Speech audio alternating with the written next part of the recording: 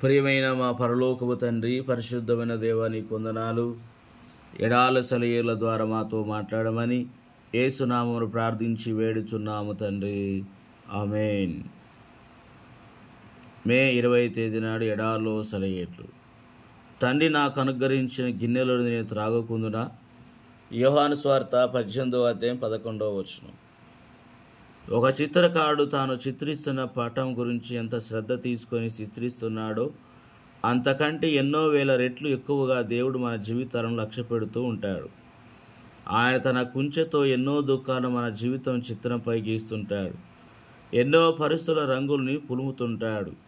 ఈ విధముగా తన దృష్టిలో అత్యున్నతమైన అతి మనోహరమైన చిత్రంగా తీర్చిదిద్దుతాడు. ఆయన ఇస్తున్న చేదును సవ్యమైన భక్తి ప్రపత్తులతో మనం జీర్ణించుకోలేకలగాలి. కానీ ఈ పాత్ర మనం పక్కకి నెట్టేసినట్టయితే, ఈ తలంపులను నోరుకెక్కేసి తొక్కిపట్టి ఉంచినట్టయితే మన ఆత్మకు మరన్నటికీ నయము కాని గొప్ప గాయం అవుతుంది. ఈ చేదును మనకి త్రాగనివ్వడంలో దేవుని ప్రేమ ఎంతో అంతులేనిదో ఎవరు గ్రహించరు. కానీ మన ఆత్మక్షేమం కోసం మనం తప్పకుండా తాగవలసిన ఈ చేదును మనం ఆత్మ మంద్యములో మత్తులో పక్కకు నెట్టేస్తాం.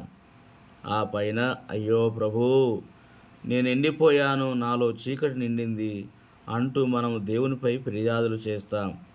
నా ప్రియమైన పిల్లలారా, బాధకి మీ హృదయాల్లో చోటు ఇవ్వండి. మీ హృదయం అంతా భక్తి పారవశ్యాలతో నిండి ఉండటం కంటే వేదన నిండి ఉండటమే ఎక్కువ ఆత్మీయ అభివృద్ధికి మూలం. దేవా, బాధను తొలగించు ఆక్రోశించాడు మనిషి. నువ్వు చేసిన ప్రపంచాన్ని చీకటి అలుముకుంది. గుండె గొలుసులతో కట్టి రెక్కల నేలకి బిగగట్టి నొక్కి పట్టాయి. ఈ ఇక్కట్లు నువ్వు చేసిన ప్రపంచాన్ని బాధల నుండి విడిపించు. బాధను రూపమంటావా? గంభీరంగా పలికాడు దేవుడు. ఓర్చుకొని శక్తి నొందే అవకాశాన్ని తీసేయమంటావా? నీ ఆత్మకి లేకుండా చేయమంటావా? గుండెని ముడివేసే సానుభూతిని సమూల నాశనం చేస్తే, త్యాగాన్ని లోకమును తొలగిస్తే నీ హతసాక్షులు ఇంకెవరు?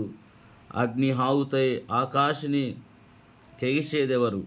ప్రాణం పెట్టే ప్రేమను, ఆ ప్రేమ తెచ్చే చిరునవ్వును తీసేయమంటావా? క్రీస్తు శిలువకే ప్రాకితే కరుణాశక్తిని నీ జీవితం నుండి తీసేయమంటావా?